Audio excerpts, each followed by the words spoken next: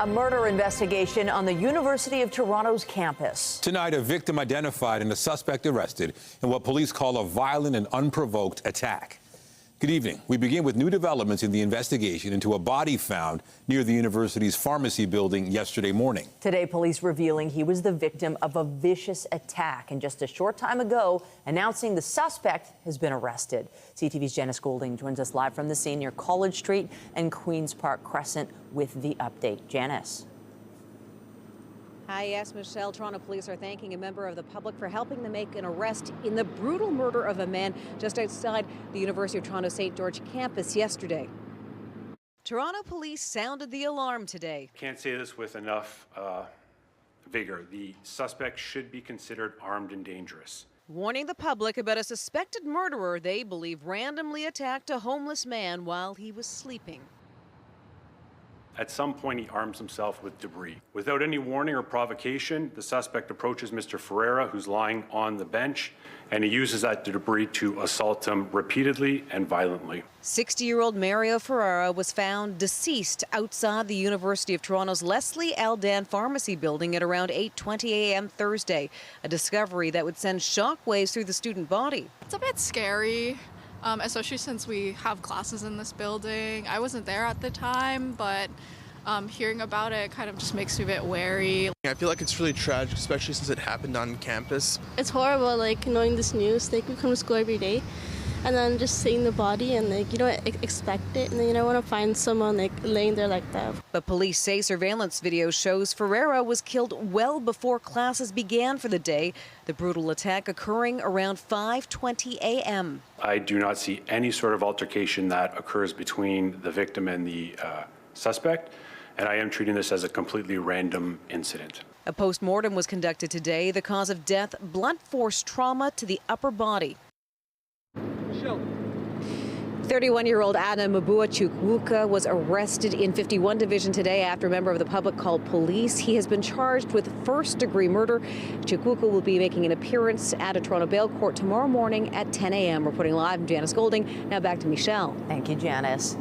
Turning to breaking news tonight, a pedestrian is dead after being hit by a pickup truck downtown this afternoon. This happened at King and Massey Streets just before 3:30 p.m. Police say a woman in her 70s was taken to hospital in life-threatening condition where she died from her injuries. The driver remained on scene. The cause of the crash is under investigation.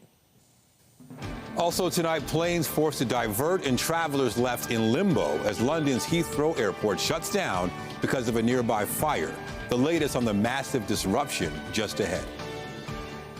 There are new developments tonight when it comes to the future of Canada's oldest company. After a week of uncertainty, Hudson's Bay has found a partial lifeline to keep 6 of its stores open and liquidate the rest. The plan approved in an Ontario courtroom today.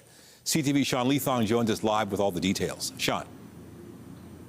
Well, Nathan and Michelle, that glimmer of hope for HBC is oh so slim, as those 6 stores can also be pulled into liquidation at any time. A Canadian icon, the oldest company in North America, Hudson's Bay, will be reduced to just 6 stores. In my opinion, I think it's a terrible day. It's a terrible day for the Bay, a terrible day for the employees. We're getting calls that they're very upset and distressed about their futures. I think it's a bad day for Canada, frankly. In Ontario Superior Court this afternoon, Judge Peter Osborne giving the order that the Bay can start liquidating 87 stores on Monday. Only 6 stores will remain open. 2 in Toronto, including the flagship at Yonge and Queen Streets, 1 in Richmond Hill, along with locations in downtown Montreal, Laval, and Pointe-Claire, Quebec. Justice Osborne saying, "This is the art of the possible, and we are where we are today," adding, "There is no alternative than to approve the liquidation today to maximize success." HBC filed for creditor protection on March 7th and had been seeking the court's approval to start liquidation. Lawyers representing stakeholders had been working with those representing HBC on an agreement to move forward with liquidation. Word of a possible liquidation has sent shoppers flocking to Bay stores, leaving many shelves empty. Lawyers today saying that temporary boost in sales is what has allowed HBC to protect 6 stores for now. I don't want to sound too pessimistic, but we didn't hear encouraging comments from company counsel. There's no plan for those stores. They have a very short time window. Andrew Hatney represents the 9,400 HBC employees and retirees. He expects mass layoffs without a financial safety net to come with liquidation. We've heard currently that HBC will not be providing severance. Liquidation will take place at 74 Bay stores, along with 3 Saks Fifth Avenue and 10 Saks off Fifth stores, meaning not only will all items be sold, once they are bare, the shelves will go too. One other piece that was approved today is that they came up with a process by which the company could be sold with the hope that a buyer could still come along. As for the liquidation, it has to be complete by June 15th. Reporting live, I'm Sean Neathong. Michelle, I'll send it back to you. Thank you, Sean. And still ahead, the growing momentum of a Canadian rallying cry against the threat to Canada's sovereignty. Get your elbows up, Canada. The plans for a big gathering this weekend in Toronto. But first, a look at the forecast. Here's a live shot of the city. We still have a bit of sunshine, but it's beginning to cool down, and things will get windy on the weekend. There's also a chance of flurries, so hold on to your hats. Lindsay Morrison is here with a look at the current conditions. Lindsay. Yeah, Nathan, I think the first weekend of spring, maybe a little more winter-like, but that's okay. We're going to slowly make our way into the new season. It feels not bad right now in Windsor, Ontario, where it is 11 degrees. We're at 8 degrees locally in Toronto, 6 in Peterborough, as well as Hamilton and Niagara Falls. The winds, yeah, they're a little gusty already today. They're coming out of the southwest, gusting up to about 50 kilometers per hour in some areas. Not as strong as yesterday, but worth noting, especially when it comes to the direction of those winds. We've had beautiful sunshine today. I'm just going to step aside so you can see, though, what's waiting in the wings. A disturbance that's going to swing through overnight and impact us tomorrow morning. So the temperature is going to fall as the day goes on. Tomorrow, we will see likely a few rain showers and maybe a few flurries in some areas. And that's just the start of your weekend forecast. A full look at what you can expect is coming up. For now, Nathan, back to you. All right. Thank you, Lindsay. Patriotic Pride is expected to be out on full display tomorrow at Toronto City Hall. It's for an event called Elbows Up, a hockey chant that's become a Canadian rallying cry amid a trade war and tariff fight. CTV's Allison Hurst joins us live with the details. Allison. Then they're hoping to fill Nathan Phillips Square. Thousands of people they want to see come out, all filled with national pride. The shirts say it all. Everybody's, I think, shocked at what's going on from our best neighbors and really, you know, standing up for the fact that Canada is a strong country. And with Stephanie Tomlin's products, everything used is Canadian. Shoppers and Canadians are being really mindful now of where they're spending their money. And, you know, if I can showcase and highlight what I'm doing to support other Canadian businesses, then why not? Elbows Up has become a rallying cry for Canadians since U.S. President Donald Trump began calling Canada America's 51st state. The term references hockey legend Gordie Howe, who used his elbows to defend himself against the opposing team. That's the crew. You guys have been so nice to me. Canadian comedian Mike Myers made the gesture at the end of Saturday Night Live a few weeks ago, while sporting a shirt that said Canada is not for sale. Social media feeds are also flooded with Canadians spreading that very message. Canadians are feeling like we need to do something, and this is a great way to do something. Peter Wall is organizing an event, Elbows Up Canada, to take place in Nathan Phillips Square on Saturday. Like this one he organized in Ottawa earlier this month with hundreds of people carrying flags and signs, Toronto's will also be about unifying Canadians. Ideally, we see 1,000 flowers bloom. We see small events happening. We'll continue to do these big events, but it's a marathon, it's not a race. I don't see this movement, this feeling that we're having as Canadians ending anytime soon. That feeling is not negative against our American neighbors as people who it seems support Canada. Tomlin says she ships at least one package a day to the U.S. When I'm making these shirts, I'm picturing America's, Americans in Florida and Texas and all of these places that I'm shipping to walking around with their elbows up, hoodies and T-shirts on, and I think that's really special too. So it's, there's lots of support for Canada right now. Products filled with national pride and a message meant for the man in the White House. And the event is supposed to start at 2 o'clock tomorrow and run for about an hour and a half. And anyone who turns up can expect some music and some speeches and perhaps a spontaneous "O Canada." Reporting live, I'm Allison Hurst. Nathan, back to you. Thank you, Allison. Also today, a new survey shows our relationship with the U.S. is the most common concern for Canadians right now. Leger spoke with more than 1,500 adults this week. 41% listed U.S. tariffs and related issues as their top concern. It beat out inflation, housing affordability, and other issues like homelessness and immigration. 51% said they're less likely to travel to the U.S. because of political tensions. Meantime, Prime Minister Mark Carney is meeting with Canada's premiers tonight to discuss the ongoing trade war. Doug Ford among the leaders calling for a united front in the fight against tariffs. CTV's Queen's Park Bureau Chief Siobhan Morris has the details. With an expected election call 2 days away, the Prime Minister convened the country's premiers to talk about facing down U.S. tariffs, with more piling up. We're working to build a stronger economy, building millions of homes, building new trade corridors. We'll discuss that today. Building our energy superpower, and building new commercial relations. A plan Mark Carney concedes will mean taking risks. We have to do things that we hadn't imagined possible before at a speed that we haven't moved before. Ontario's premier couldn't let the backdrop of today's talks go unmentioned. Isn't this great?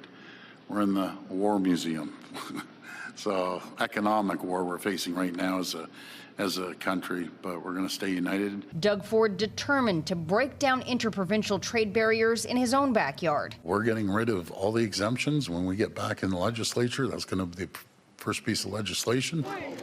Ford began his day with a very different audience, highlighting a school food program in his own riding, fielding questions from third graders about birthdays. So we're both Scorpios. What it's like to be in charge. Oh, very hard. And he tried to squeeze in a quick economics lesson. GDP, and the teachers will teach you about GDP. The premier gushed about Ontario's diversity when a student asked why Ontario is the best province. As we're getting attacked by President Trump economically, just economically, it doesn't, do you know what the number one thing is? The patriotism I've seen. Talking about the big Canadian family. Families can disagree sometimes, your brother, your sister, right? We have a little bit, but someone else comes to bother our family, that's it. It's game over. Siobhan Morris, CTV News. Hamilton police say an arrest has been made in connection with a fatal shooting in Waterdown earlier this month. Investigators say the body of 55-year-old Dirk Nyhouse, known as Jeff by his friends and family, was found in a home near Dundas and Spring Creek Drive around 8 p.m. March 6th. Police say he died of a gunshot wound. They now believe he'd been dead since March 3rd. Police have now arrested 40-year-old Corey Mahoney of Calgary. He's now back in Hamilton to face a charge of second-degree murder. The motive remains unclear at this time, but I can say that it does not appear to be a robbery, and we have no information that it was drug-related. The accused and Jeff were known to each other, and it appears that the accused was an invited guest into Jeff's home on that Monday. An interaction between the two ultimately led to Jeff being shot inside the home. Homicide investigators say they're still trying to figure out exactly what took place, and they're appealing to anyone with information to get in touch. We turn to opposition to a homeless shelter slated for an Eglinton West neighborhood. It's one of several planned in the city. Officials once again facing the challenge of trying to balance community concerns with efforts to help the homeless. CTV's Natalie Johnson reports. This used to be a prosperous neighborhood. Behind a fence at the corner of Eglinton West and Caledonia, this vacant lot is slated to become a city shelter. An unsuitable site, some neighbors say. It's not nice. There's other land where they can put it. It's a disaster. Arguing that they were never consulted. There was absolutely zero correspondence to anybody in the neighborhood. We were shocked. Some concerned about proximity to single-family homes. They have to tear the house down, and they put a fence here. So, you know, we're older people. We don't want any trouble. While others believe a shelter could be bad for business on a strip still recovering from LRT construction and the pandemic. It's just kind of one thing after another for the businesses in this area, and they've been struggling. The Babo Stoner Point restaurant is right next door. I don't feel comfortable. Now I have to get extra security. Hundreds of neighbors now signing a petition asking the city to reconsider the spot. This site was one of 6 shelter locations revealed by the city in December, chosen by staff from more than 100 options assessed citywide. And this isn't the only site that has received pushback from the community. Residents in the new Toronto neighborhood of Etobicoke have been battling against the shelter slated to go up in a parking lot there. while others have spoken out against the facility plan for Gerrard Street East. The city writing in a statement, quote, "We know that anyone, anywhere can become homeless, which is why the City of Toronto's new shelter locations will be spread out across the city.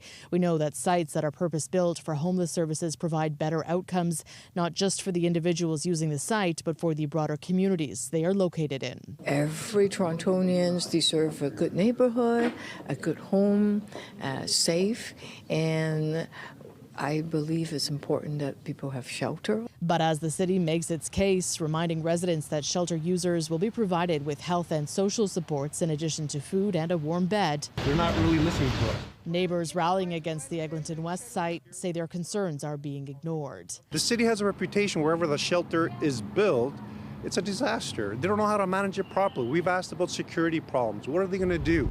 Insisting this site is not the spot for a shelter. Natalie Johnson, CTV News.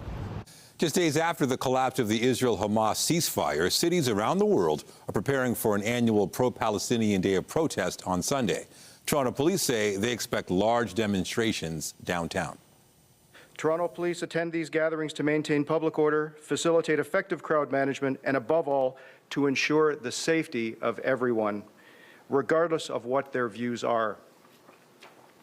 We will continue to balance the right to protest with the need to maintain public order and public safety, as well as the safety of our members. In particular, some have expressed concern about the potential for hate speech, as well as the potential for confrontation between Al-Quds participants and those who oppose this event. Hate has no place in our city. This weekend, Toronto Police will be highly visible. Our members will be present throughout the demonstrations, proactively identifying, when needed, instances of hate. I want to remind everyone that every reported instance of hate, including in demonstrations, will be investigated. Police say they've tried to engage with organizers to reduce tensions. Critics, including Jewish community groups, say Al-Quds Day celebrations are anti-Semitic. Pro-Palestinian activists have rejected that label. Before the meeting between Prime Minister Mark Carney and Canada's Premier, she spoke one-on-one with Alberta's Premier Danielle Smith yesterday in Edmonton. Today, she repeated concerns about Ottawa's climate policies. He both told me in the meeting and then later in his press conference with the media that same day that he wasn't in favor of hard caps like that. He said he was interested in results and getting projects like pipelines in the ground. And that's good because you can't fill new pipelines and cap oil production at the same time. So the Prime Minister's words sounded kind of nice yesterday until I looked at my phone right after the meeting with him and found out that his new Environment Minister had just told media on the other side of the country that the federal Liberals would be keeping the emissions cap in place. Conservative leader Pierre Poilievre has said he's opposed to an emissions cap and says Smith is asking legitimate questions. She was making clear that Mark Carney's using weasel words. He's pretending that he suddenly, 30 days before an election, changed his entire radical net zero, keep it in the ground ideology. Mr. Carney, I can't even believe he would have the audacity to show up in Edmonton. He opposed the Northern Gateway pipeline in a committee testimony while his company was buying pipelines in the Middle East. The Liberals say they're capping emissions, but not oil and gas production itself. Critics say that's going to be the end result of draft regulations introduced in November. As federal parties prepare for an election call expected on Sunday, the U.S. president weighed in on the looming campaign. I don't care who wins up there. I frankly probably would do better with the Liberal than the Conservative, if you want to know the truth. But just a little while ago, before I got involved and totally changed the election, which I don't care about, probably it's to our advantage, actually. But the Conservative was leading against, I call him Governor Trudeau. The Conservative was leading by 35 points. So, so I don't know about that. Trump also suggested Canada doesn't have any cards when it comes to staving off his threat of new global tariffs starting April 2nd. Some flights have resumed at London's Heathrow Airport after a fire shut down the busiest runways in Europe. CTV's Adrian Gobriel has been tracking the impacts for travelers from Canada and across the globe. A ball of fire shoots through the night sky nearby London's Heathrow Airport. Just saw absolute chaos, really. The blaze that broke out at 11 p.m. Thursday night sent fire crews scrambling as thousands of area homes went dark, including Heathrow's Terminal 2 and 4, resulting in a full ground stoppage for the entire airport. The fire involved a transformer comprising of 25,000 litres of cooling oil fully alight. This created a major hazard due to the still live high voltage equipment. This flight radar tracker shows the moment pilots high in the sky were alerted of the abrupt halt to all air traffic at Heathrow. Some flights, including 6 Air Canada planes, had to turn around and return to their place of departure, affecting a total of at least 1,300 flights across the globe. I thought it was not true. I thought, oh, there might be, like, maybe some part of the airport is shut. Markham area resident Itala Ali, her husband and teenage son were on a layover in London after enjoying March break in Portugal when they quickly realized something was wrong. So we were having dinner and then the electricity, the power went out. With their luggage already checked in, the family were left to scramble to book a new flight home, where Ali's 5-year-old daughter, who stayed back in Canada, is waiting for her mother and family. I don't have the heart to tell her that she's not going to see me for another 3 days. The Alis did manage to rebook tickets for this Sunday, though many others haven't been as fortunate, with some passengers reporting delays of up to 5 days. Heathrow is expected to return to full capacity by tomorrow. While foul play isn't expected, counter-terrorism officers have taken over the investigation as they try and figure out how the fire started.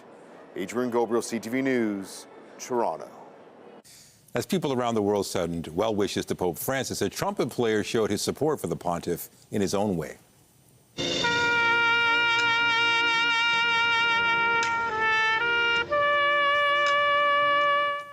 Standing outside the Pope's hospital window in Rome, Felice Carella gave an impromptu musical performance. He said he performed a prayer for the Pope to get better and return to the Vatican. Close advisors of the 88-year-old said the Pope is recovering well 5 weeks into his hospitalization for double pneumonia, but doctors say he needs some time. Coming up on CTV News, Taylor Swift has long left the city, but police have been busy, now laying even more charges against a pair of alleged ticket scammers. We've got the update still ahead. And I'm Pat Foran. Coming up on Consumer Alert, spring has sprung, but it's also pothole season. The city of Toronto is working to fill in those nasty potholes. They're not only annoying and cause a bumpy ride, they can also severely damage your tires and rims. I'll have some advice. That's just ahead. Well, it was a windy day yesterday. We experienced gusts around 70 kilometers per hour here in the city of Toronto. And tomorrow it's going to be windy again, with those winds once again coming out of the northwest. That is going to cool us right down as the day goes on. We will start off the morning above freezing, but by the afternoon it is going to be feeling into the minus double digits. It gets quite cold overnight, and then Sunday we will struggle to climb above zero. We're going to talk about that and the potential for snow in your weekend forecast coming up. And stay with us. We've got another full night of great shows for you right here on CTV.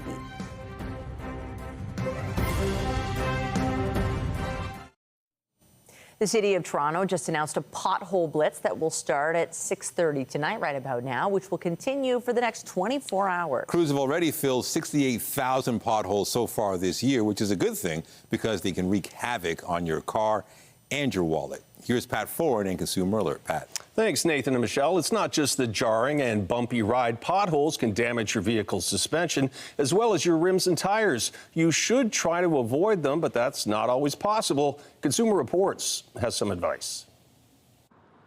All the freezing and thawing can lead to cracks in the pavement and eventually potholes large and small. There's some big ones, there's some bumpy ones. You have to weave and bob, it's just nuts. The City of Toronto is trying to take advantage of the mild weather to fill thousands of potholes in a blitz over the next 24 hours. That's good news for drivers because potholes aren't just annoying, they can damage your car and cost you plenty.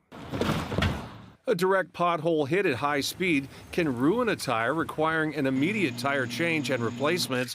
Ideally, you'll see them coming, but sometimes you can't avoid a pothole until it's too late. Consumer Reports warns that even if your tire doesn't go flat after hitting a pothole, the impact can weaken the sidewall, making the car dangerous to drive or even unusable.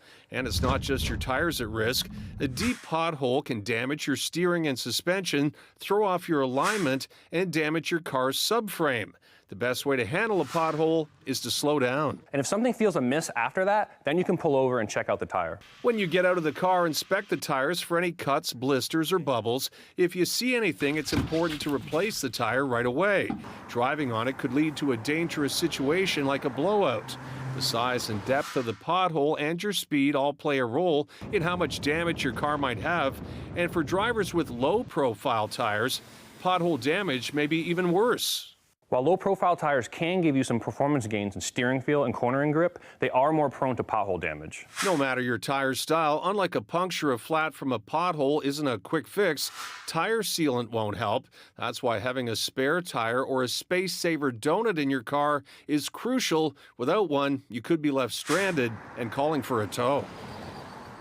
And if your vehicle is damaged after hitting a pothole, you can file a claim with the City of Toronto. You must submit it within 10 days, but you should know the vast majority of claims are denied.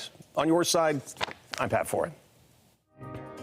If you have a consumer story idea, email us at alert@ctv.ca. All right, the first weekend of spring is on the way, and things, I guess, kind of looking good, but there's a chance of flurries. There will be a taste of winter on the first weekend of spring, but how about this for a Friday? We've got the bright sunshine, and the temperature, while not super warm, it's pretty nice. Very pleasant out there today. I think most would agree. And this weekend is really just going to sum up spring and how changeable the weather conditions can be. We're going to notice a change overnight tonight and into tomorrow morning, both as far as the conditions are concerned, but also what it feels like out there. And yeah, there might be a little bit of snow before the weekend is finished. Let's show you what it looked like earlier today. A lovely start to your Friday. It was a little bit chilly, but the winds were much calmer than they were last night. The sun was shining. There's the Scarborough Bluffs there. Beautiful shot from our CTV News chopper, and we've enjoyed the sunshine all day long. Starting to get a little bit of cloud cover increasing across southern Ontario. I'm going to show you what's in store when it comes to active weather. We are bookending the weekend with perhaps a little bit of snow activity, but for the most part, this is going to be a couple of quick showers for us here in the GTA with maybe a slight burst of snow. Nothing compared to what our friends in northern parts of Ontario are dealing with. What a week it's been there. There's now widespread flash freeze warnings in place around North Bay and Sudbury, all thanks to the same disturbance that's going to bring us some rain. And then again, maybe a quick burst of wet snow.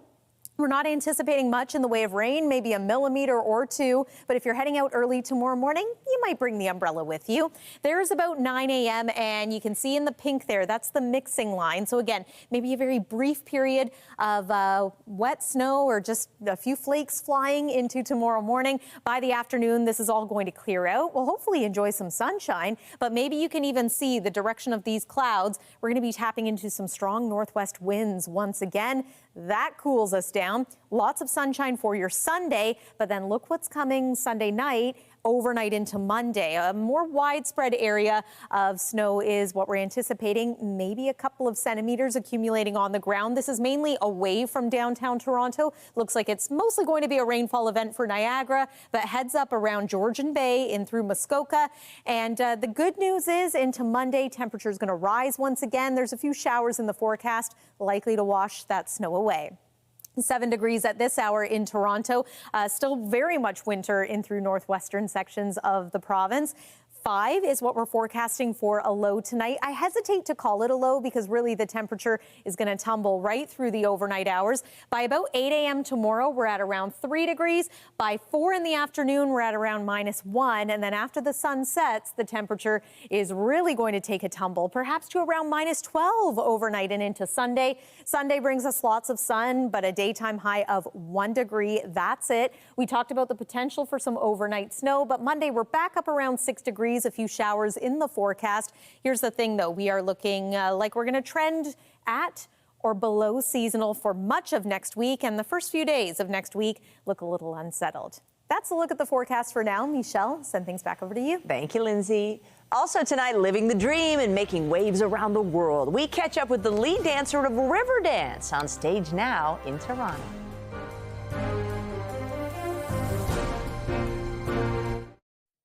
She took Toronto by storm last November. Taylor Swift performing 6 sold-out shows in the city. But months later, we are learning of new charges in a ticket fraud investigation. Fans scammed out of seeing the pop superstar on stage. CTV's Scott Lightfoot has the update.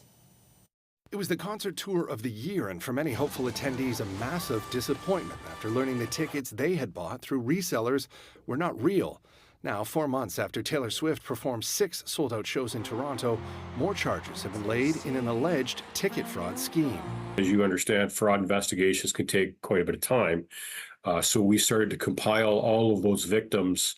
And on the 20th of March, we did execute a criminal code search warrant at a residence in Burlington. After receiving dozens of complaints from residents, Halton police have now charged 2 people, 44-year-old Denise Tizer and 56-year-old David Blake, with possession of property obtained by crime over $5,000 and money laundering.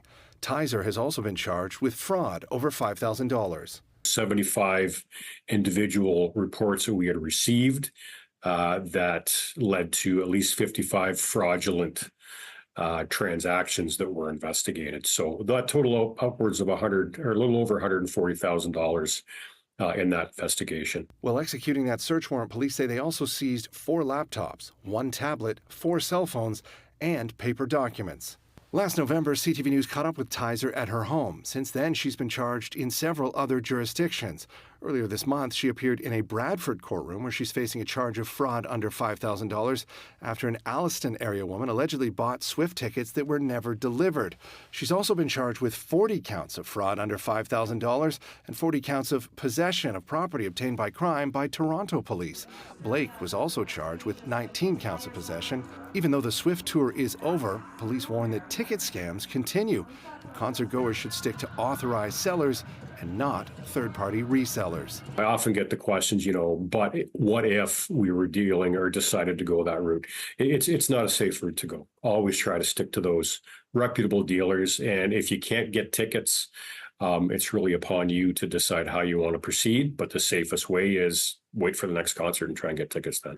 Scott Lightfoot, CTV News.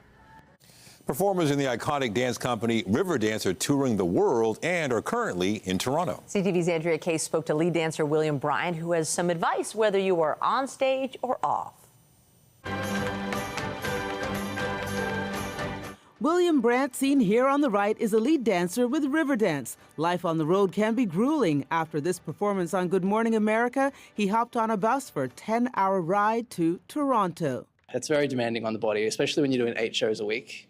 For 5 months on the road, it's very tough on the body, but you get used to it. It's very tough on the body, but I love doing the show. It's a dream come true. He's been living that dream for a dozen years.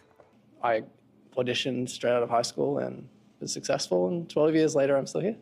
It's a job which has taken him around the world, but it all started outside Sydney in his homeland of Australia. Following in his sister's footsteps, who was also a dancer. It's a family affair. His brother is also with Riverdance. Well, growing up watching Riverdance on the VHS tapes, it's something that you just dream of doing. So, it sounds cliche, but, do what you love, never work a day in your life, and that's kind of what I do. So. Regardless of where he and many of the other dancers come from, this show is authentic. We have a residency in Dublin every year, so we're there for roughly 16 weeks every year. And we sell out every time, and they absolutely love it. Physically fit, Bryant doesn't take anything for granted. 31 is what I'm punching at the moment, but I think, as long as your body can hold out, I think as long as you look after yourself, you can do it. I mean, the oldest dance that I've known to do the show is, I think, almost 40, so I think I've still got a few more years in me. And he has this advice for his fellow dancers. I think just look after yourself. I think it's easy to kind of get into that bubble of being on the road and just kind of partying, and it's all fun and save your money. I think that's some people struggle with that. So that's some advice that I would give them. Good advice whether you're a dancer or not. Riverdance is on stage now at the CAA at Mirvish Theatre until Sunday. Andrea Case, CTV News. After the break, the impact big business has had on the little guy. Kiosks could be in trouble as Canada's oldest company begins the process of liquidation.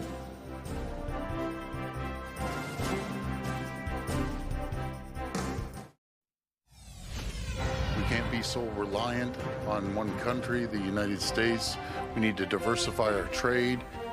Updating our top stories, we're hearing from Doug Ford and his fellow premiers after they attended a meeting with Prime Minister Mark Carney in Ottawa. On the top of the agenda was discussions over combating U.S. and Chinese tariffs and breaking down internal trade barriers. We're expecting to hear from the Prime Minister in the coming minutes as well. It's a bit scary, especially since we have classes in this building. Toronto police have arrested and charged 31-year-old Adim Abwa Chukwuka with first-degree murder. He's accused of viciously assaulting a man who was later found dead on the University of Toronto's downtown campus yesterday morning. That victim has been identified as 60-year-old Mario Ferreira. Investigators say they believe this incident was random. Terrible day for the Bay, terrible day for the employees. An Ontario court approved a plan for Hudson's Bay to liquidate most of its stores. In a twist, the company says it plans to keep 6 stores open in the GTA and Greater Montreal area, thanks to a surge in sales after it filed for creditor protection. Lawyers for HBC's 9,400 employees and retirees say they still expect mass layoffs when liquidations take place. Remember to keep up to date day and night at ctvnewstoronto.ca by downloading the CTV News app. And if you have a news tip, photos, or video or breaking news, let us know. On the markets, the Canadian dollar dropped to 69.71 today. Western Canadian Select Oil was up over $1 to 57.31. And the TSX Composite ended the week down by almost 92 points, a close at 24,968.49. The Business Report is brought to you by Canadian Western Bank, the bank built for business. A major change is coming to a library that straddles the border between Quebec and Vermont. The Haskell Free Library has gained international attention as a sign of friendship between Canada and the United States. Since 1904, Canadians have technically walked into the United States to access the front door. But as of October, that access will be blocked and visitors expected to cross at a port of entry. The move is drawing outrage from both sides of the border. It's very emotional. It's very emotional. I never thought, there's a lot of things these days that we never thought we would see. That's one of them. We love our neighbors. No matter what this administration does, it will not change the fact that Stansted and Derby Line are partners and friends forever.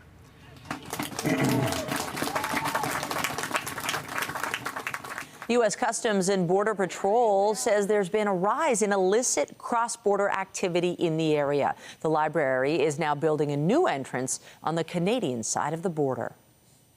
More now on a court approving Hudson's Bay's plan to liquidate all but 6 stores.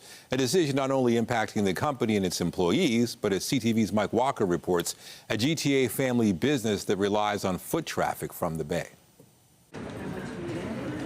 In just 5 short years, Romina Bakhtiari and Ali Reza Kove grew Romali jewelry from 1 kiosk inside a Richmond Hill Bay to 10 locations. It's all about a big company trusting small business, and that's how we were able to grow. But now there is uncertainty with the courts approving the Bay's plans to liquidate all but 6 stores.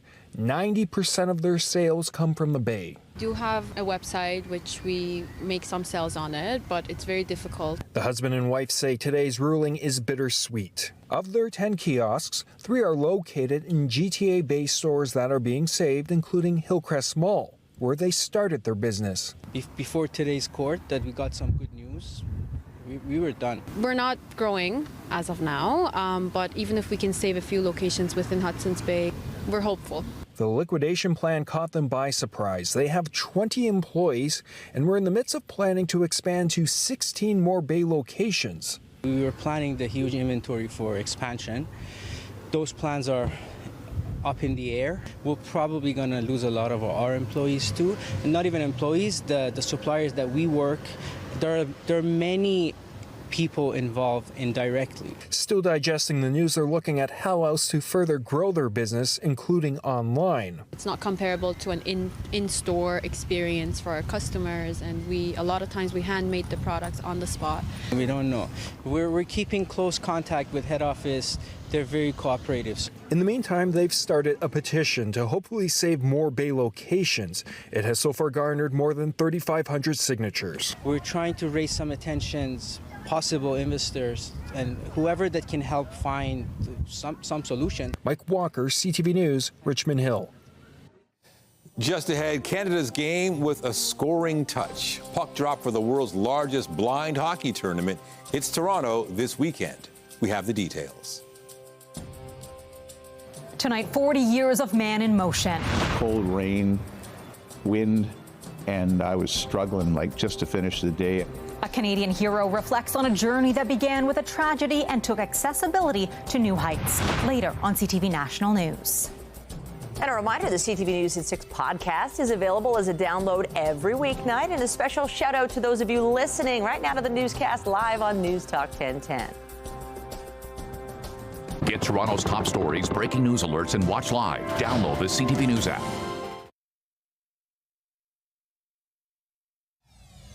We take you live to Ottawa now. Prime Minister Mark Carney is speaking following that meeting with Canada's premiers. Let's listen in. Let me begin by saying that we are committing to remove all exemptions, all federal exemptions, under the Canada Free Trade Agreement. We're introducing a new First Mile Fund to provide capital to build transmission and transportation networks to link extraction sites to existing rail and road networks. In other words, if you think of a critical minerals project or something that's away from an existing network, linking them in can be decisive on the economics and whether they get built. We are creating a one-window approval process. We are committing to table legislation by the 1st of July for goods to travel across the country barrier-free or free of barriers of federal barriers. So we're combing through all federal legislation for those barriers. We intend to, from a federal level, to have free trade by Canada Day. We are going to remove any labor mobility restrictions for federally regulated professions. We will eliminate federal duplicative requirements by recognizing provincial assessments for major projects. This is so-called mutual recognition, so one project, one review. And we will work with the provinces and other stakeholders, Indigenous groups, to identify projects of national significance and accelerate the time frame to build them. And I'm proud to highlight a few of the major projects that the federal government, again, to make these words real, what we've moved on today to advance. The Cedar LNG and LNG Canada in British Columbia. Investments in Port of Churchill in northern Manitoba. To ensure Indigenous participation, or to promote Indigenous participation, facilitate Indigenous participation, we are expanding the Indigenous Loan Guarantee Facility to $10 billion. That's doubling. And what this does is it unlocks capital for First Nations, Inuit, and Métis to invest in equity of projects. In other words, to become owners of, co-owners of projects in order for those projects to be built quickly and sustainably. We will keep working with our provincial partners to build out national interest projects that cross interprovincial boundaries so they can be prioritized and accelerated. One project, one review. It's time to build. Now, some examples of potential future projects, and this is not an exhaustive list, but you look to the Ring of Fire in Ontario in partnership with Indigenous peoples. Ports like Grays Bay in Nunavut, which links down through the Northwest Territories and into Alberta, and the Le Port de Montréal. The Second Narrows in British Columbia, which frees up additional exports. And very importantly, action, not words, but action on carbon capture and storage. These projects would build on recent progress that we've made on high-speed rail between Quebec and Ontario, an integrated electricity system for Nova Scotia and New Brunswick. Nous avons une occasion unique de développer rapidement ces corridors quickly these corridors so that they can be efficient, resilient, and turn towards future. Our vision is one where goods, services, and workers can move seamlessly from coast to coast to coast, d'un océan à l'autre. From one ocean to the other. By harmonizing regulations, by enhancing labor mobility, we can create that truly open and one Canadian market that Canadians are demanding. That will Prime reduce Minister Mark costs for our Carney businesses. emerging from that meeting with the 13 premiers outlining various measures to offset the devastating impacts of tariffs. He said he briefed the premiers on the situation, and really the focus was on nation building. We'll continue to cover this tonight at 11 and 11:30, and it's a busy weekend for him because he's set to call an election on Sunday. And speaking of weekend, we've got a decent forecast to look forward to. Not bad. You know, the sun now setting just after 7:30, so the days continue to get longer. And on an evening like this, where it's maybe our most pleasant point of the weekend, we're all enjoying this, wouldn't you say? Here's one more look at the satellite and radar. Before the cloud cover moves in, we will enjoy clear skies for the time being. But yes, there are showers that are going to move through overnight, and then waking up tomorrow morning, we could get a little burst of flurry activity. The temperature falls during the day on Saturday. Sunday, it's lovely to look at. Lots of sunshine out there, but it's going to be cold. 1 degree, some gusty winds out of the northwest, and then the potential for some accumulating snow, not much, but accumulating snow overnight and into Monday morning. Monday, we get into some showers. It's unsettled through the early part of next week, and generally speaking, colder. Temperatures are trending at or below seasonal through much of next week as well. Michelle and Nathan. Thank you, Lindsay. That's it for us, but you can join Heather Butts tonight at 11 for CTV National News, followed by Zurida Allman with our next local newscast at 11:30. In the meantime, our coverage continues anytime on CP24 and at ctvnewstoronto.ca. For Lindsay Morrison and all of us here at CTV News, thanks for watching and have a great night.